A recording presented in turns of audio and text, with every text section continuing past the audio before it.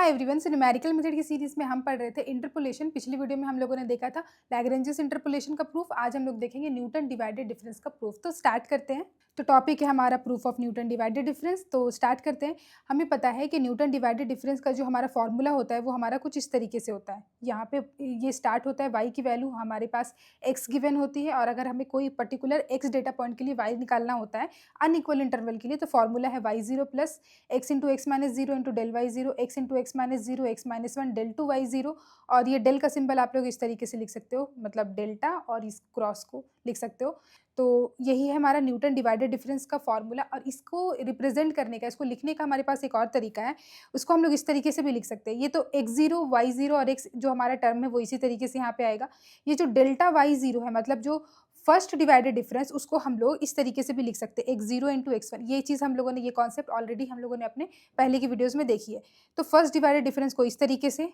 Big bracket के अंदर, second divided difference को इस वाले टर्म को इस तरीके से रिप्रेजेंट कर सकते हैं। तो एक ये भी तरीका हुआ और एक ये भी तरीका हुआ। इसी चीज़ को हम लोगों को आज प्रूफ करना है। तो हम लोग प्रूफ करना स्टार्ट करते हैं। सो गाइस, यहाँ पे मैंने लिखा है प्रूफ में कि लेट वाई जीरो से लेके वाई एन तक हमारे पास वैल्यूज है, और फंक्शन है हमारे पास Y equal to F of X, और जो हमारे पास आर्ग्यूमेंट है वो एक्स जीरो से लेकर के एक्स एन तक, मतलब X zero, X one, X two, X N तक हमारे पास डेटा पॉइंट्स है, डेटा पॉइंट्स की वैल्यू, और उस कॉरिस्पॉन्डिंग पॉइंट पे जो फंक्शन की वैल्यू है, वो function Y equal to F of X की जो फंक्शन की वैल्यू है वो है हमारा वाई जीरो से वाई एन, बेसिक से चीज़। सो उसके बाद from the definition of divided difference, हमें पता है कि डिवाइडेड डिफरेंस जब टेबल हम लोग बनाते थे, एक्स जीरो वाई जीरो, मतलब एक्स और वाई हमारे पास कॉलम, और उसके बाद हमारे पास जो जब डेल्टा निकालते थे तब हम लोग क्या करते थे, वाई वन दोनों को, वाई वाले टर्म को माइनस करके डिवाइड करते थे एक्स वाले टर्म को माइनस करके, तो इसीलिए बोलते थे डिवाइडेड और डिफरेंस। तो हमें पता क्या है, हमें पता है कि हमारे पास कुछ इस तरीके से होता था फर्स्ट डिवाइडेड डिफरेंस, जो कि है हमारे पास एक्स से लेकर के एक्स और एक्स जीरो को बीच में हम लोग कर रहे हैं। ठीक है, तो पहले इस चीज़ को मैं यहाँ पे लिखती हूँ, फिर हम लोग समझेंगे। तो ये क्या हो जाएगा, हमारे पास होगा ये Y zero minus Y divided by X zero minus X. अब यहाँ पे इसको अगर समझे तो हमें पता है कि जो एक्स वाला टर्म था, तो एक्स एक्स इधर और इधर वाई है, और इस तरीके से यहाँ पे एक्स जीरो,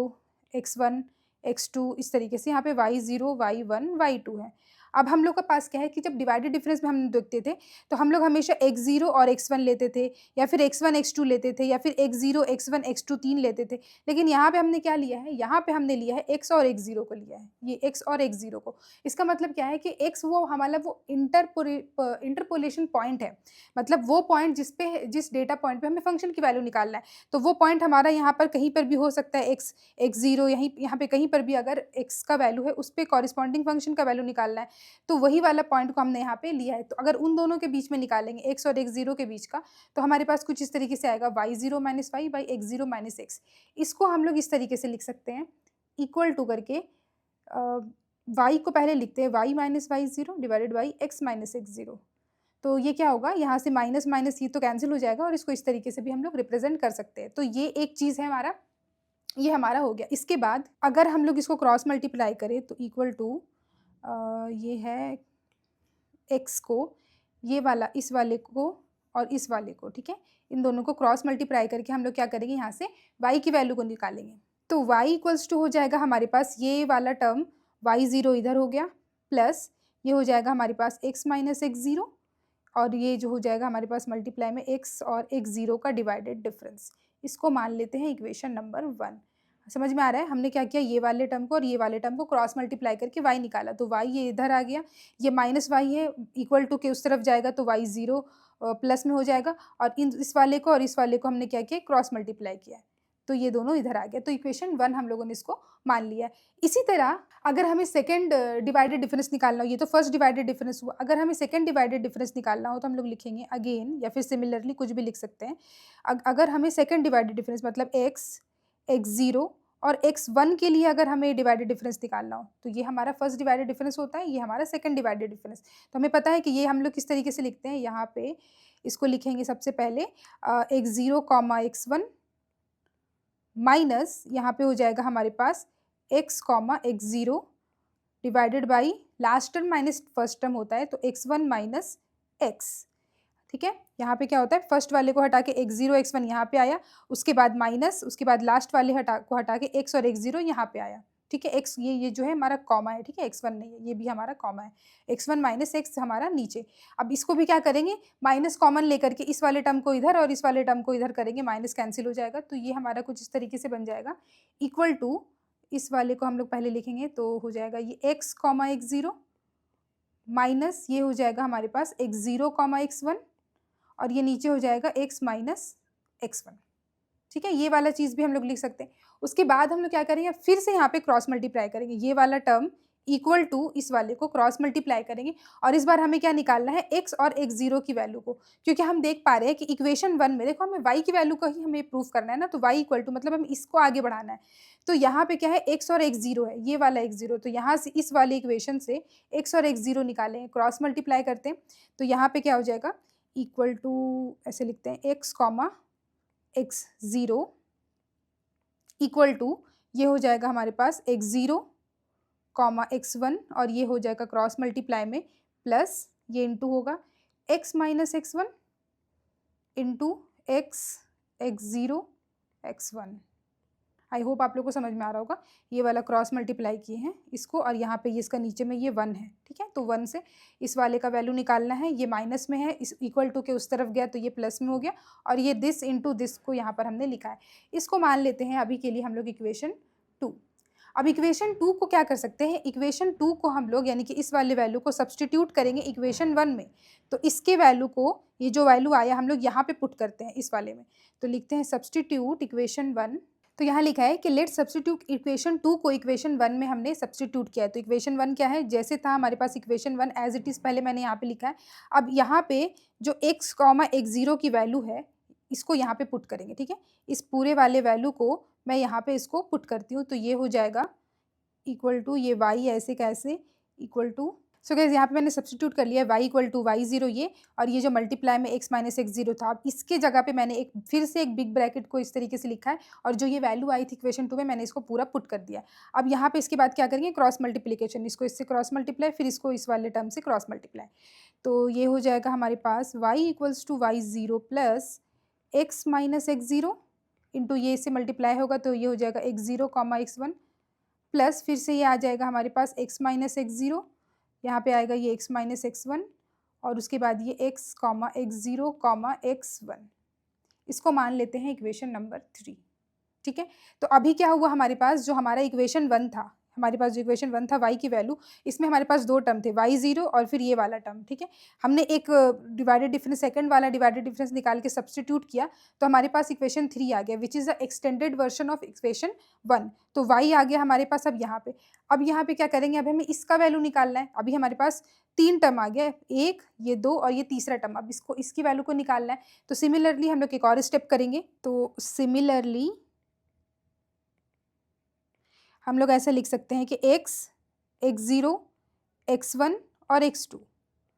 ठीक है ना। यहाँ पे देखो पिछली बार हमने क्या किया था, x, x0, x1 के लिए हमने किया था, इस बार हम लोग x2 तक लेके जाएंगे, तो ये हमारे पास क्या होगा, ये हमें पता है कि ये होता क्या है, इसको हम लोग माइनस करके इस तरह लिखेंगे तो ये होगा, तो यहाँ पे मैंने डायरेक्टली माइनस करके लिखा, मतलब ये टर्म इधर होता है और ये वाला टर्म इधर होता है, इस तरीके से x2 माइनस x होना चाहिए, पर माइनस करके मैंने ऑलरेडी यहाँ पे लिख दिया है। तो क्रॉस मल्टीप्लाई करते हैं, अब लोग क्रॉस मल्टीप्लाई करके हमें पता है कि हमें वैल्यू किसका निकालना है, इस वाले का, क्योंकि हमें क्या करना है, y वाले टर्म को हमें एक्सटेंड करना है, इसको हमें एक्सटेंड करना है, मतलब इसको निकालना है वैल्यू, यानी कि x, x0, x1 यहाँ पे है ना, x, x0, x1, इसका वैल्यू हमें फाइंड आउट करना है, तो इसको यहाँ पे लिखते हैं x comma x0 comma x1, ये इसका वैल्यू निकालना है, क्रॉस मल्टीप्लाई करेंगे, ये इधर होगा x0 comma x1 comma x2 और इधर से ये मल्टीप्लाई में जाएगा तो plus x minus x2 into x into x0 x1 x2,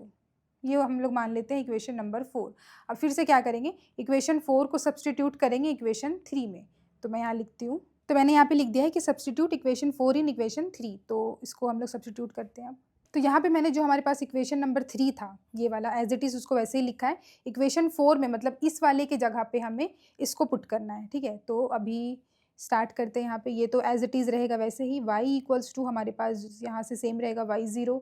x minus x0, उसके बाद x0 x1 plus x minus x0 x minus x1 और इस वाले के जगह पे ये पूरा जो हमारे पास है, ये पूरा इसके जगह पे बिग ब्रैकेट मैंने लगा दिया है। इस पूरे को पुट करते हैं, तो मैं यहाँ से कॉपी करती हूँ इसको। सो गाइस यहाँ पे मैंने पूरा कॉपी कर लिया। ये वाला जो वैल्यू था, मैंने जो हमारे पास आया था इक्वेशन 4 में, पूरे यहाँ से लिख लिया। अब हम लोग इसको क्रॉस मल्टीप्लाई करेंगे, तो ये इक्वल टू हो जाएगा y equals to y0 plus x minus x0, और यहाँ पे ये divided difference of first divided difference x0 x1 का, प्लस फिर से x माइनस x0, यहाँ पे x माइनस x1, ये आ गया। अब ये क्या है ना, ये क्रॉस मल्टीप्लाई होगा। ये वाला टर्म को पहले इससे क्रॉस मल्टीप्लाई, फिर इस वाले को इससे क्रॉस मल्टीप्लाई हो रहा है, तो यहाँ पे ये पहले में आ जाएगा x0 x1 x2, ठीक है, प्लस उसके बाद फिर से अंदर के लिए x माइनस x0,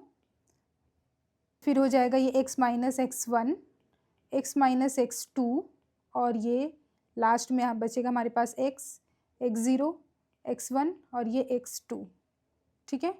ये हमारे पास पहले ये वाला टर्म इससे मल्टीप्लाई होगा, फिर इस वाले को टर्म को इससे मल्टीप्लाई करेंगे, तो हमारे पास अभी हमारा जो y था हमारा एक्सटेंड होकर के ये हमारा इतना आ जा रहा है। तो इसी तरीके से हम लोग देख पा रहे हैं कि अगर हम लोग और आगे जाएँ तो अब हमारे पास क्या है, 1, ये 2, 3 और ये 4 टर्म है, और चौथा टर्म में हमारे पास यहाँ पे क्या है, डिवाइडेड डिफरेंस में, मतलब जो डिफरेंस होता है वहाँ यहाँ पर एक x है। अब इस x का यहाँ पे निकालने के लिए यहाँ पे देखो सब में x0 x1 x2 सब में यहाँ तक सही आ रहा है। लास्ट वाला टर्म में हमारे पास क्या आ रहा है, x आ रहा है। उसी को निकालने के लिए अब हम लोग यहाँ पे एक और थर्ड डिवाइडेड डिफरेंस करेंगे इसका वैल्यू निकालने के लिए। तो इसी तरीके से अगर हम लोग आगे बढ़ेंगे तो यही होता है हमारे पास न्यूटन डिवाइडेड डिफरेंस का फॉर्मूला। तो मैं यहाँ लिख देती हूँ। सो गाइस यहाँ पे मैंने लिख दिया है कि proceeding this manner we get के y equal to F of X मिलेगा, y0, और ये वाला इस तरीके से हमें आगे इस तरीके से मिलता जाएगा। मतलब पहले अभी तक हमें x0 x1 x2 x3 मिला, ठीक है, यहाँ से इसके बाद आगे वाले में हमारे पास उसके बाद x3 के बाद x4 तक जाएगा। मतलब del 2 y del 3 y del 4 y जितने भी हमारे पास आगे नंबर ऑफ डेटा सेट रहेंगे, इस तरीके से हमें फॉर्मूला मिल रहा है। तो यही है हमारा न्यूटन डिवाइडेड डिफरेंस। लास्ट जो हमारे पास हम लोग लिखते हैं हेंस प्रूव्ड, वो भी लिख देती हूँ। तो मैंने यहाँ पे ये भी लिख दिया है कि इस वाले फॉर्मूला को, मतलब ये इस वाले टर्म में इस तरीके से डिवाइडेड डिफरेंस में लिख रहे हैं ना, इस चीज़ को इस तरीके से भी लिख सकते हैं, डेल वाला del y del 2y del 3y del 4y, इसी को हम लोगों ने प्रूफ कर दिया, क्योंकि ये जो हमारे पास del y है इसी को इस तरीके से रिप्रेजेंट कर रहे हैं, इसको तो इसके जगह पे ये del y भी लिख सकते हैं। यही है हमारा न्यूटन डिवाइडेड डिफरेंस का फॉर्मूला। तो इसमें ज़्यादा कुछ करना नहीं था, हमें कुछ पॉलिनोमियल वगैरह भी उतना कुछ नहीं मानना था, हमें बस डिवाइडेड डिफरेंस का डेफिनेशन याद रखना है इसको प्रूफ करने के लिए, कि डिवाइडेड डिफरेंस का जो डेफिनेशन होता है उसमें हम लोग क्या करते हैं, y0 minus Y by x0 minus X. और यहाँ पे हम लोग जब भी यहाँ पर स्टार्ट करेंगे तो x0 x1 से स्टार्ट नहीं कर रहे, क्योंकि हमें वेरिएबल चाहिए, हमारा जो इंटरपोलेशन पॉइंट है वो x, उसके लिए भी हमें चाहिए, इसीलिए हमने x और x0 से स्टार्ट किया है, ठीक है। तो this is something Newton divided difference का प्रूफ, और आप लोग मुझे यहाँ पर ज़रूर से फॉलो भी कर लेना। सो गाइस, अगर वीडियो अच्छा लगा हो तो प्लीज़ वीडियो को लाइक कर देना, और अगर अब तक मेरे चैनल को सब्सक्राइब नहीं किया तो प्लीज़ सब्सक्राइब कर देना। You can also follow me on LinkedIn and Instagram, और अगर आप लोग मुझसे वन टू कनेक्ट होना चाहो तो टॉपमेट पे भी आ सकते हो। Thank you so much guys for watching this video.